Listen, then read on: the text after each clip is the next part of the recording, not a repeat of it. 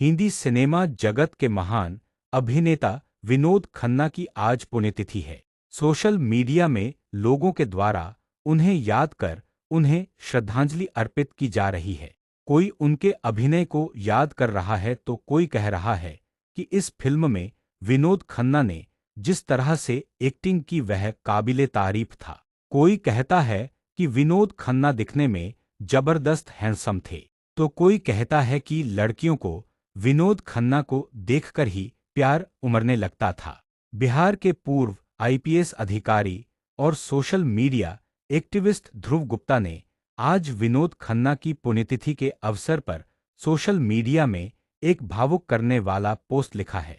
ध्रुव गुप्ता कहते हैं कि अभिनेता विनोद खन्ना हिंदी सिनेमा की कुछ सबसे बेचैन और भटकती हुई आत्माओं में एक रहे थे। जीवन की तमाम उपलब्धियों से परे कुछ अज्ञात की तलाश में निकला हुआ एक व्यक्ति, विभाजन के बाद पाकिस्तान से भारत आए एक संपन्न व्यापारी परिवार की संतान विनोद खन्ना का दिल व्यापार में नहीं लगा। उनकी तलाश कुछ और थी। 1968 में सुनील दत्त की फिल्म मन का मीत में एक खलनायक के तौर पर उनकी फिल्मी पारी शुरू हुई जो नायकत्व तक पहुंची। 7वें दशक में वे अमिताभ बच्चन, धर्मेंद्र और राजेश खन्ना के साथ हिंदी सिनेमा के सबसे लोकप्रिय नायकों की कतार में शामिल थे। शिखर कुछ दूर नहीं था, लेकिन यहाँ भी उनकी तलाश ने उन्हें भटका दिया। 1982 में सब छोड़कर वे पहुंच गए ओशो के आश्रम में।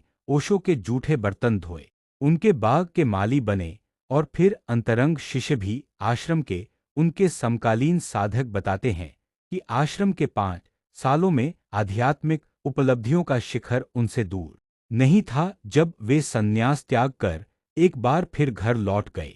1987 में फिल्मों में उनकी वापसी हुई। डिंपल के साथ फिल्म इंसाफ से सफलता का कारवां एक बार फिर चल ही निकला ही था कि न जाने क्या हासिल करने वे पहुंच गए।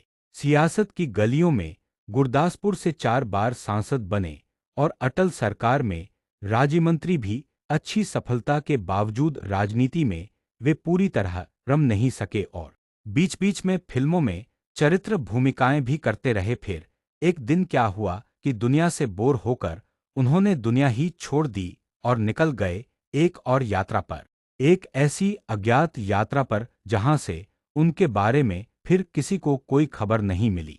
बताते चले कि 6 अक्टूबर 1946 को पाकिस्तान के पेशावर में जन्मे विनोद खन्ना ने 2 शादियां की और वो 3 बेटे और एक बेटी के पिता थे। पहली पत्नी गीतांजलि से अक्षय खन्ना और राहुल खन्ना, जबकि दूसरी पत्नी कविता से बेटा साक्षी और बेटी श्रद्धा।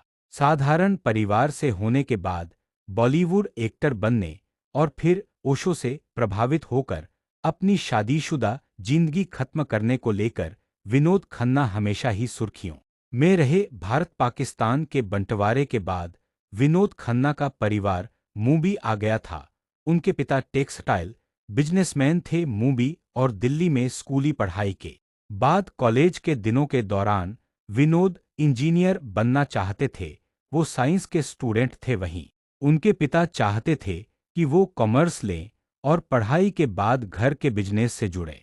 पिता ने उनका एडमिशन एक कॉमर्स कॉलेज में भी करा दिया था, लेकिन विनोद का पढ़ाई में मन नहीं लगा। विनोद के अनुसार कॉलेज लाइफ में उन्होंने थिएटर में काम करना शुरू किया। वहां उनकी कई गर्लफ्रेंड्स थीं। यहीं उनकी मुलाकात गीतांजलि से हुई। गीतांजलि विनोद की पहली पत्नी थीं। कॉलेज से ही उनकी लव स्टोरी शुरू हुई थी। एक समय था जब फैमिली को वक्त देने के लिए विनोद संडे काम नहीं करते थे। ऐसा करने वाले वो शशि कपूर के बाद दूसरे एक्टर थे। हालांकि ओशो से प्रभावित होकर उन्होंने अपना पारिवारिक जीवन तबाह कर लिया था।